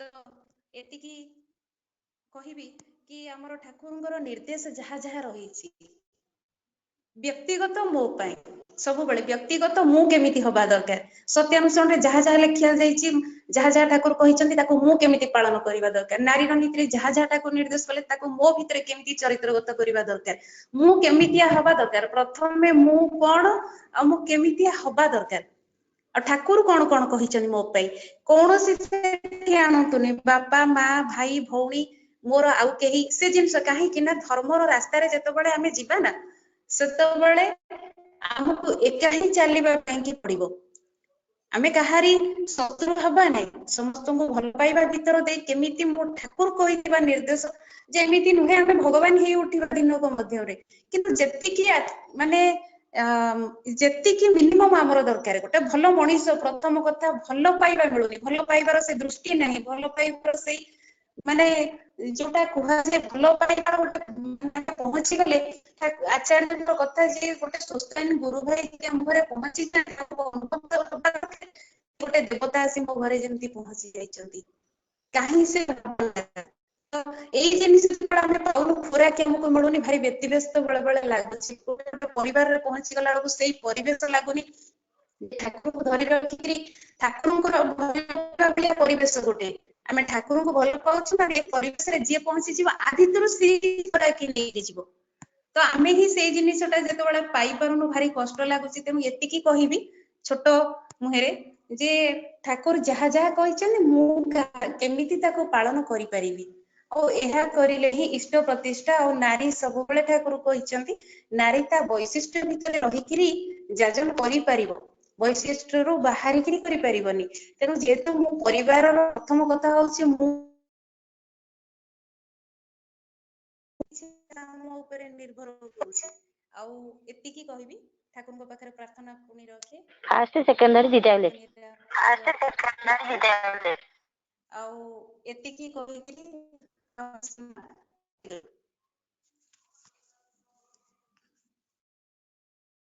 ଜୟ ଗୁରୁ। ସୁନ୍ଦର ଭାବରେ ଶ୍ରଦ୍ଧେୟ ସନ୍ଧ୍ୟା ଆଲୋଚନା ରଖିଲେ। ଖାଲି ଆଲୋଚନା ଗୁଡ଼ିକ ସୁନ୍ଦର ଭାବରେ ଆମେ ଗ୍ରହଣ କରିଗଲୁ ଏବଂ କହିଲୁ ମଧ୍ୟ ସୁନ୍ଦର। କିନ୍ତୁ ଗୋଟିଏ କଥା ଯେ ସେଇ ସୁନ୍ଦର ଭିତରୁ ଆମେ କେତେ ଗୁଡ଼ିଏ ପଂକ୍ତି ଆମ ଭିତରକୁ ଆଣିପାରିବା ଏବଂ ତାକୁ କାର୍ଯ୍ୟରେ ପରିଣତ କରିବା। ଆମେ ଯେତେ ଦିନ ଠାରୁ ଦୀକ୍ଷା ନେଇଛେ ଏଇ ଦୀକ୍ଷା କଥାଟା କେବଳ ସେଇ ଦୀକ୍ଷା ପତ୍ରରେ ରହିଯାଇଛି। ତା ହୁଏତ ଆମ ଭିତରକୁ ଆସିଲେ ମଧ୍ୟ ଚାଲି ଯାଉଛି। କିନ୍ତୁ ଏଇ ଯେ ଆମର ମାତୃ ସମ୍ମିଳନୀ କରାଯାଉଛି, ସେଦିନ ସନ୍ଧ୍ୟା କହିଲେ ଯେ ମାସିକ ମାତୃ ସମ୍ମିଳନୀ କରନା, ଏଇଟା ଚେଷ୍ଟା କର ଯେ ସାପ୍ତାହିକ କରିବା ପାଇଁ। କିନ୍ତୁ ଆମର ଏଇ ଯେ ମାନେ ଯୋଉ ପରିବାର, ଏ ମାତୃ ସମ୍ମିଳନୀର ପରିବାର ଏତେ ଛୋଟ ବା ଏତେ ସୀମିତ ଯେ ଆମେ ତାକୁ ସାପ୍ତାହିକ କରିପାରୁନାହୁଁ। କାହିଁକିନା ବହୁତ ମା ଥିଲେ ମଧ୍ୟ ଆମେ ସେମାନଙ୍କ ସହିତ ଯୋଗାଯୋଗ କରିପାରିନାହୁଁ। ଯେତିକି ମା ଆମ ସହିତ ଯୁକ୍ତ ହେଇଛନ୍ତି ସେମାନଙ୍କୁ ନେଇ ଆମେ ଏଇ ପାକ୍ଷିକ ବା 15 ଦିନିଆ ମାତୃ ସମ୍ମିଳନୀ କରୁଛୁ। ତେଣୁ ଏଇ ମା ମାନଙ୍କୁ ମୋର ଅନୁରୋଧ, ଯୋଉମାନେ ଆଜି ହୁଏତ ଏଇ ଠାକୁରଙ୍କର କଥା ଶୁଣିଛନ୍ତି ସେଥିରୁ କେତେ ସେମାନେ କାର୍ଯ୍ୟରେ ଲଗେଇବେ, ସେଇଟା ହୁଏତ ଗୋଟେ କଥା। କାହିଁକିନା ତା ଦ୍ୱାରା ଆମର ଏଇ ଯେ ମାତୃ ସମ୍ମିଳନୀ କରିବାର ଯୋଉ ଲକ୍ଷ୍ୟ ତା ହୁଏତ ସାଫଲ୍ୟ ମଣ୍ଡିତ ହେବ। ଆମର ଆସନ୍ତା ମାସର ମାତୃ ସମ୍ମିଳନୀ ପ୍ରଥମ ରବିବାର ଏପ୍ରିଲ 3 ତାରିଖ ବୋଧ ହୁଏ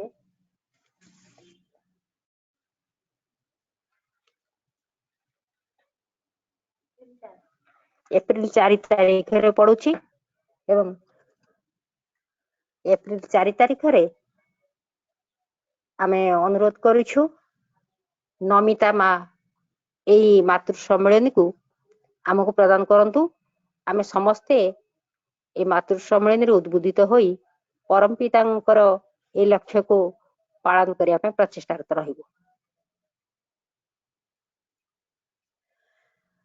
परम प्रेममय श्री श्री ठाकुर, परमाराध्या जगत जननी श्री श्री लक्ष्मी माँ, परम पूज्य पाद श्री श्री बड़दा, प्रधान आचार्य देव श्री श्री दादा श्री चरण तृणमूल कोटि कोटि प्रणाम।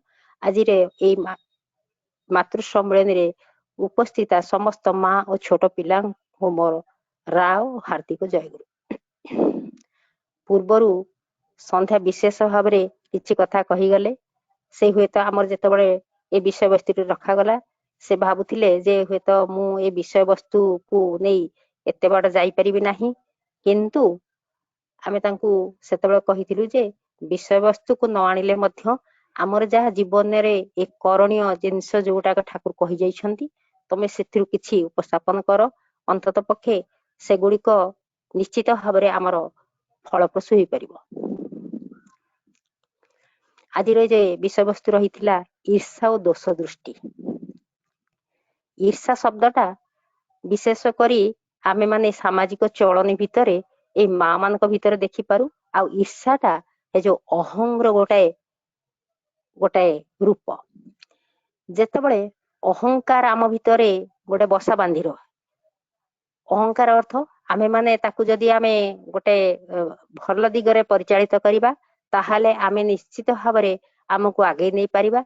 किंतु समस्तଙ୍କ भितरे ए अहं भावटा अछि। के हुए तो विद्यारे, के हुए तो धनरे, के हुए तो माने विभिन्न କଣ ନା ସ୍ଥାନରେ ସେ ତାର ଅହଙ୍କାରକୁ ସାବ୍ୟସ୍ତ କରି ଚାଲେ ଏବଂ ଅହଂ ଯେତେବେଳେ ତାର ପ୍ରତିହତ ହୁଏ ବା ଏହି ଅହଂଟା ଯେତେବେଳେ ଅନ୍ୟ ଦ୍ଵାରା ଗୋଟେ ଆଘାତ ପ୍ରାପ୍ତ କରାଏ ସେତେବେଳେ ତା ଭିତରେ ଗୋଟେ ଅବସନ୍ନ ଆଉ ତାର ମନଟା ସେତେବେଳେ କ୍ଷୁର୍ଣ୍ଣ ହୋଇପଡେ। ଯଦି ଆମେ ଅହଙ୍କାରୀ ନ ହଉ ତାହେଲେ ଆମେ ଠାକୁରଙ୍କୁ ନେଇ ଚାଲିବା କେମିତି? ଅନ୍ତତଃ ପକ୍ଷେ ଆମକୁ ସେତିକି ଭାବରେ ଆମେ ଦୃଢ ହେବାକୁ ପଡିବ ଯେ ଆମେ ଠାକୁରଙ୍କର ସନ୍ତାନ। ଏଇ ଅହଙ୍କାରଟା ଯେତେବେଳେ ଆମ ଭିତରେ ବସା ବାନ୍ଧି ଉଠିବ ସେତେବେଳେ ଏଇ ଯୋଉ ଶୈତାନ ଯୋଉଟାକ ଅହଙ୍କାର ବା ଆମର ଯଦି ଯୋଉଟା କ୍ଷତି କରାଉଛି ସେଇଟା ହୁଏତ ଧୀରେ ଧୀରେ ଦୂରେଇ ଯିବ। କିନ୍ତୁ ଯେତେବେଳେ ଏଇ ଅହଙ୍କାରଟା ଆମ ଭିତରେ ଗୋଟାଏ ଚାପ ସୃଷ୍ଟି କରେ ସେତେବେଳେ ଆମ ଭିତରେ ଗୋଟାଏ ଈର୍ଷା ଆପେ ଆପେ ସ୍ୱତଃ ପ୍ରବୃତ୍ତ ଭାବରେ ବାହାରେ। ଏଇ ଈର୍ଷା ଆମେ ଅନ୍ୟକୁ ସହି ନ ପାରିବା। ବିଶେଷ କରି ଆମର ଏଇ ଯୋଉ ଅହଙ୍କାରର ଯେତେ ଗୁଡା ଉଦାହରଣ ବା ଆମର ଧନ ସମ୍ପଦ ଅଛି, କୋଠା ବାଡି ଅଛି, ମାନେ ମୋର ଘଣା ଗାଣ୍ଠି ଅଛି, ମାନେ ଶାଢୀ ବିଭିନ୍ନ ପ୍ରକାର ଧନରେ ମୁଁ ପୂର୍ଣ୍ଣ ଅଛି, କିନ୍ତୁ ଯଦି ଆଉ କାହାର ମୋ ଠାରୁ ଟିକେ ଅଧିକ ହେଇଗଲା ସେଇଟା ହିଁ ହୁଏତ ଆମ ଆଖି ଆଗରେ ସେଇଟା ହିଁ ମାନେ ଗୋଟାଏ ଚାପ ସୃଷ୍ଟି କରେ। କିନ୍ତୁ ଆମେ କେବେ ଦେଖୁନା ଯେ ହୁଏତ ମୁଁ ଠାକୁରଙ୍କର ଏଇ ଜିନିଷ ଗୁଡାକୁ ନେଇ ଚାଲିଛି ବା ଯଜନ ଯାଜନ ଇଷ୍ଟବୃତ୍ତି କରି ଚାଲିଛି, ଏତିକି ଠାରୁ ଆଉ କିଏ ମୋ ଠାରୁ ଦିପାଦ ଆଗେଇ ଯାଇଛି ବା କିଏ ହୁଏତ ଠାକୁରଙ୍କ କଥା ଭଲ କହିପାରୁଛି ବା କିଏ ହୁଏତ ଠାକୁରଙ୍କର କାମ କରିପାରୁଛି, ସେଇଟା ଆମ ଆଖି ଆଗରେ ପଡେ ନା। ଯେତେବେଳେ ଆମେ ଏଇ ପରମ ପିତାଙ୍କ ରାଜ୍ୟରେ ବିଚରଣ କରୁଛୁ ତେଣୁ ଆମେ ସେତିକିବେଳେ ତାଙ୍କରି ପ୍ରଦତ୍ତ ଯୋଉ ବାଣୀ ଗୁଡିକ ଭିତରୁ କିଛି କିଛି ମତେ ଗୋଟାଏ ବାଣୀ ବି ଯଦି ଆମେ ଆଜି ମୁଖସ୍ଥ କରିବା ସେଇଟା ହୁଏତ ଆମ ଭିତରେ ଗୋଟେ ମାର୍ଜିତ ରୂପ ନବ, ତାହେଲେ ପରମୁହୂର୍ତ୍ତରେ ଆମ ଭିତରେ ଥିବା ଏଇ ଯୋଉ ଈର୍ଷା କିମ୍ବା ଯୋଉ ଅହଙ୍କାର ସେଇଟା ଧୀରେ ଧୀରେ ଅପସରିତ ହୋଇଯିବ। ତେଣୁ ଏଇ ଈର୍ଷାର ଯୋଉ ମାପକାଠି ବା ଈର୍ଷା ଆମେ ଯୋଉ କରୁଛୁ ସେଇଟା ହୁଏତ ଆମ ଭିତର ଗୋଟେ ପ୍ରବୃତ୍ତି ତାକୁ ଆହୁରି ମାନେ ଦୃଢୀଭୂତ କରୁଛୁ। ତାମାନେ ଆମେ ସେତେବେଳେ ସରଳ ହେଇପାରୁନୁ ବା ଆମର ମନ ସେତେବେଳେ ନିରଳସ ହଉନାହିଁ। ସେତେବେଳେ କଣ ହଉଛି ନା ଏଇ ଯୋଉ ଈର୍ଷାଟା ଆମ ଭିତରେ ଗୋଟେ ଦୁର୍ବଳତା ସୃଷ୍ଟି କରି ଆମକୁ ଆହୁରି ଅନ୍ୟମାନଙ୍କ ନିକଟରେ ଗୋଟେ ସରଳ ଭାବରେ ଆଗେଇ ଯିବାର ପଥ ରୋଧ କରୁଛି।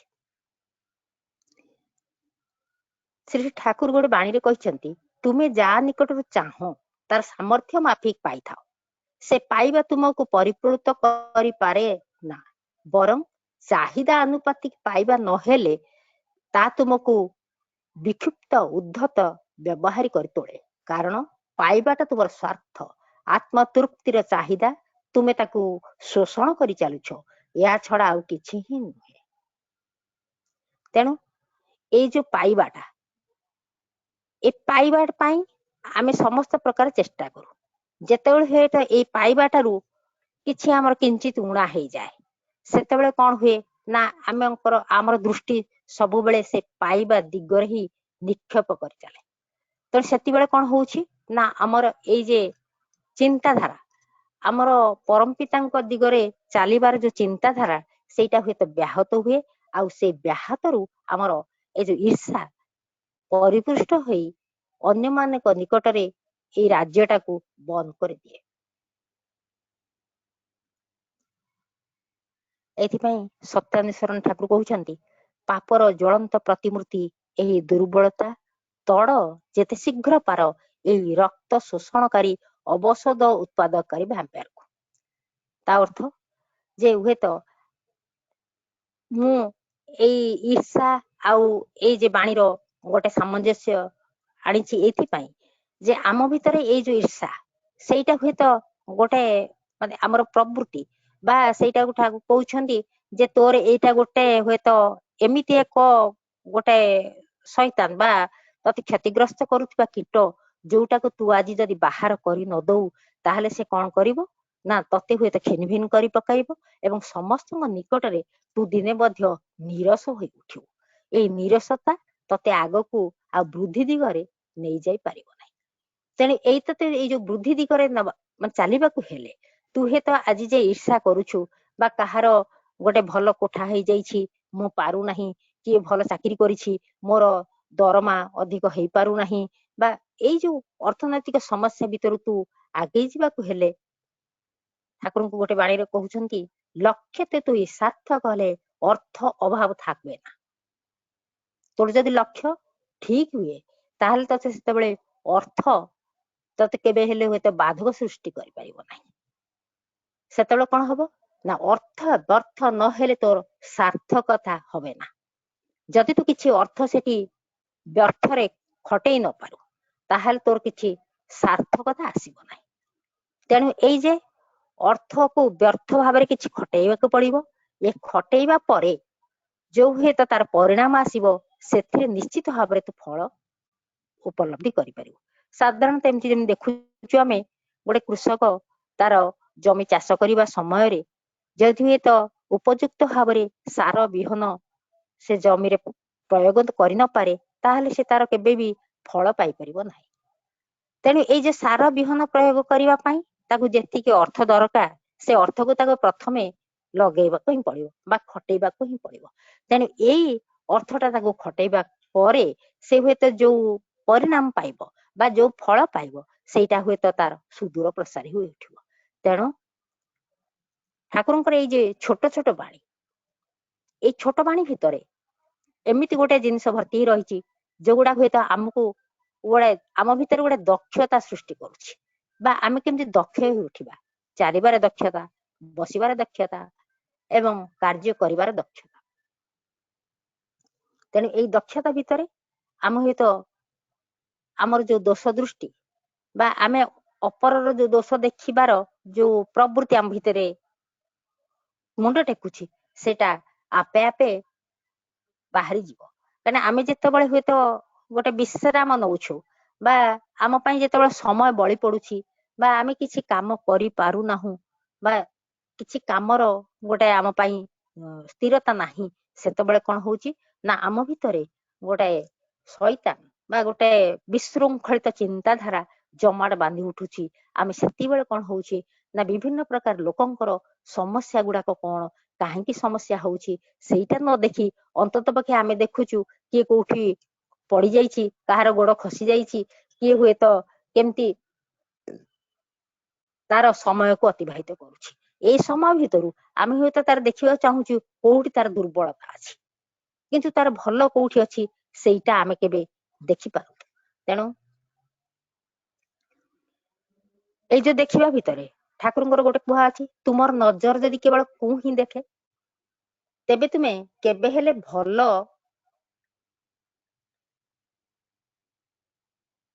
ପାଇପାରିବ ନାହିଁ। ତୁମର ନଜର ଯଦି କେବଳ କୁ ହିଁ ଦେଖେ ତେବେ ତୁମେ କେବେ କାହାକୁ ଭଲ ପାଇପାରିବ ନାହିଁ।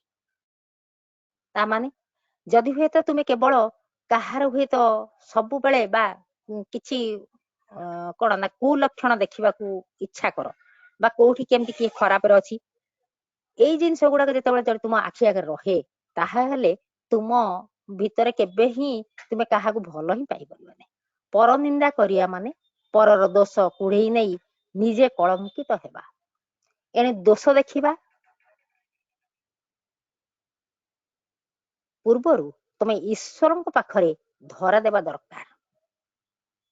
ତୁମେ କାହାରି ଯଦି ଦୋଷ ଦେଖିବାକୁ ଯାଉଛ ଠାକୁର କହୁଛନ୍ତି ତୁମେ ଈଶ୍ୱରଙ୍କ ପାଖରେ ଧରା ଦିଅ ଏବଂ ସେଇ ଦୋଷ ଗୁଡାକ ସ୍ୱୀକାର କର ଯାହା ହୁଏତ ପର ମୁହୂର୍ତ୍ତରେ ତୁମେ ଆଉ ସେ ଦୋଷ ଗୁଡାକ ଦେଖିପାରିବ ନାହିଁ। କାରଣ ଦୋଷ ଗୁଡିକୁ ଦେଖି ମନ ଓ ଚକ୍ଷୁ ବିଷାକ୍ତ ହୋଇପଡେ। ଏଇ ଦୋଷ ଦେଖିବାର କାମ ହଉଛି ମନ ଆଉ ଚକ୍ଷୁର।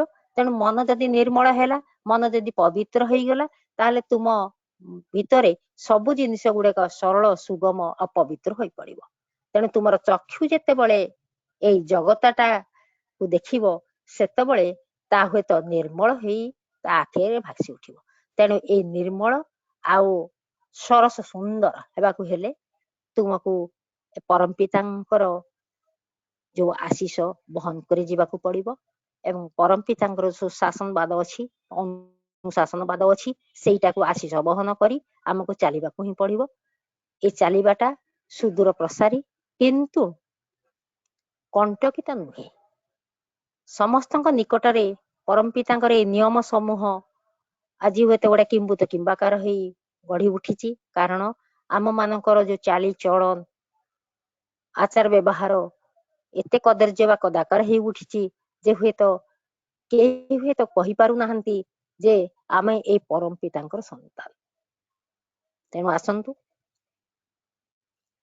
ଆଜିର ଏଇ ଯୋଉ ମାତୃ ସମ୍ମିଳନୀର ଶେଷ ପର୍ଯ୍ୟାୟ ପୂର୍ବରୁ ମୁଁ ଏତିକି ମା ମାନଙ୍କୁ କହି ରଖୁଛି ଯେ ଅନ୍ତତ ପକ୍ଷେ ସେମାନେ ଯେତେବେଳେ ଏକାଠି ହେଉଛନ୍ତି ସେତେବେଳେ ଏଇ ଯେ ପରମ ପିତାଙ୍କର କଥା କିଛି ହିଁ କୁହନ୍ତୁ। କାରଣ ଠାକୁର କହିଛନ୍ତି ଯେ ତତେ ଯଦି କେହି ଲୋକ ନ ମିଳିବେ ତେବେ ତୁ ତୋର ଘରେ ଦୁଆର ବନ୍ଧରେ ଠିଆ ହୋଇ ତୁ ନିଜେ ନିଜେ ମୋ କଥା କହି ଚାଲିବୁ। ଏଇଟା ହିଁ ତ ହବ ଯାଜନ। ତେଣୁ ଏଇ ଯାଜନ କରିବାକୁ ହେଲେ ପୂର୍ବରୁ ଯୋଉ ସନ୍ଧ୍ୟା କହିଗଲେ ଯେ ତୁମକୁ ଯଜନ ଭିତରେ ରହିବାକୁ ପଡିବ। ତୁମେ ଯଦି ଠାକୁରଙ୍କ କଥା କିଛି ନ ଜାଣ ତେବେ ତୁମେ ଠାକୁରଙ୍କ କଥା କହିବ କଣ? କିନ୍ତୁ ଠାକୁରଙ୍କ କଥା କହିବାକୁ ଗଲେ ତୁମକୁ ପ୍ରାଜ୍ଞ ଏବଂ ଧୀ ଶକ୍ତି ପରାୟଣ ହେବାକୁ ପଡିବ। ତା ସହିତ ମଧ୍ୟ ସମସ୍ତେ ଯୋଉ ତାଚ୍ଛଲ୍ୟର ଭାଷା ପ୍ରୟୋଗ କରୁଛନ୍ତି ତାକୁ ସହ୍ୟ କରି ମଧ୍ୟ ଆଗକୁ ଚାଲିବାକୁ ହିଁ ପଡିବ। ବର୍ତ୍ତମାନ ଆମର ଏଇ ପର୍ଯ୍ୟାୟର ଶେଷ ସ୍ତର। ଏବେ ଛଡାରେ ଗାନ କରିବେ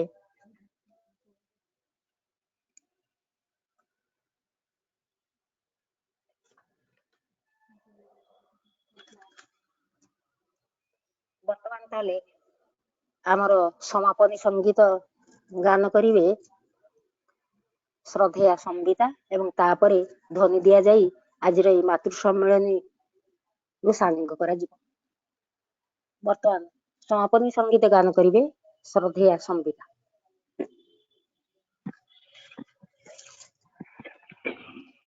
ଜୟ ଗୁରୁ ମା। ଜୟ ଗୁରୁ ମା।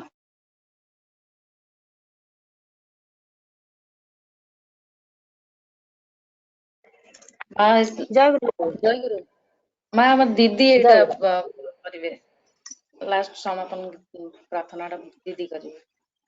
ସୁଜାତା ମା। ହଉ ହଉ ଗାଅ ଗାଅ। ଆଜ୍ଞା ଆଜ୍ଞା।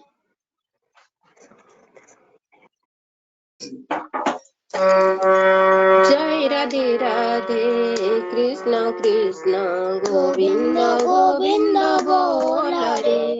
जय राधे राधे कृष्ण कृष्ण गोविंद गोविंद बोल रे। राधे गोविंद गोविंद गोविंद गोविंद गोविंद बोले सदा करे। जय राधे राधे कृष्ण कृष्ण गोविंद गोविंद बोल रे। छाड़ो रे मन कपट चातुरी बदने बोल हरि हरि। हरि नाम परम ब्रह्म जीवेर मूल धर्म धर्म कुकर्म छाड़ो रे। जय राधे राधे कृष्ण कृष्ण गोविंद गोविंद बोल रे। छाड़ो रे मन भवेर आशा अजपना में करो रे। सारा दे गोविंद नामटी बदने लई नयन नीर सदा भासरे। जय राधे राधे कृष्ण कृष्ण गोविंद गोविंद बोल रे। राधे गोविंद गोविंद गोविंद गोविंद गोविंद बोले सदा करे। जय राधे राधे कृष्ण कृष्ण गोविंद गोविंद बोल रे। छाड़ो रे मन कपट चातुरी बदने बोल हरि हरि। हरि बोल हरि बोल हरि बोल हरि बोल हरि बोल हरि बोल हरि बोल हरि बोल हरि बोल हरि बोल हरि बोल हरि बोल हरि बोल हरि बोल हरि बोल हरि बोल। हरि नाम परम ब्रह्म जीवेर मूल धर्म अधर्म कुकर्म छाड़ो रे। जय राधे राधे कृष्ण कृष्ण गोविंद गोविंद बोल रे।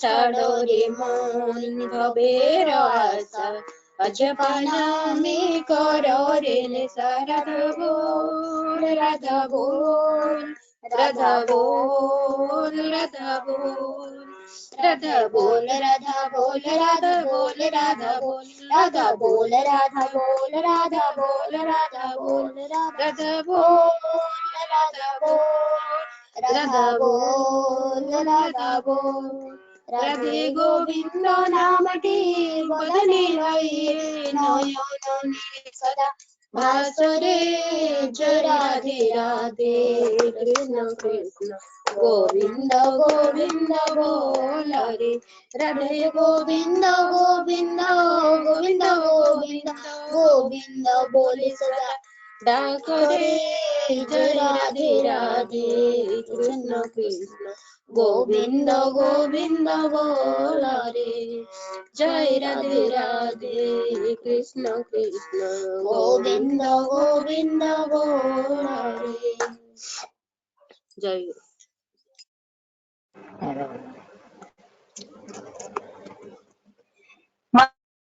वन्दे पुरुषोत्तमं वन्दे पुरुषोत्तमं वन्दे पुरुषोत्तमं वन्दे पुरुषोत्तमं वन्दे पुरुषोत्तमं वन्दे पुरुषोत्तमं परम प्रेममय श्री श्री ठाकुर अनुकूल चंद्र जी की जय परम प्रेममय श्री श्री ठाकुर अनुकूल चंद्र जी की जय परम प्रेममय श्री श्री ठाकुर अनुकूल चंद्र जी की जय परमाराध्या जगत जननी श्री श्री लक्ष्मी माँ की जय परमाराध्या जगत जननी श्री श्री लक्ष्मी माँ की जय परमाराध्या जगत जननी श्री श्री लक्ष्मी माँ की जय परम पूज्य पाद श्री श्री बड़दा की जय परम पूज्य पाद श्री श्री बड़दा की जय परम पूज्य पाद श्री श्री बड़दा की जय आचार्य देव परम पूज्यपाद श्री श्री दादा की जय आचार्य देव परम पूज्यपाद श्री श्री दादा की जय आचार्य देव परम पूज्यपाद श्री श्री दादा की जय मातृ सम्मेलनी की जय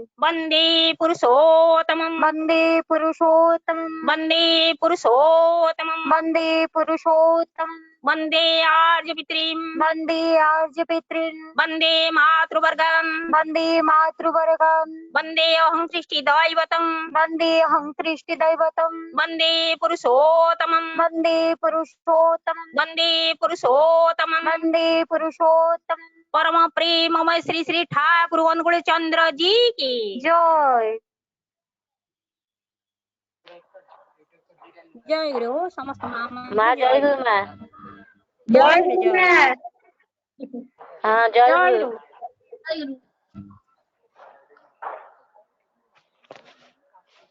ओ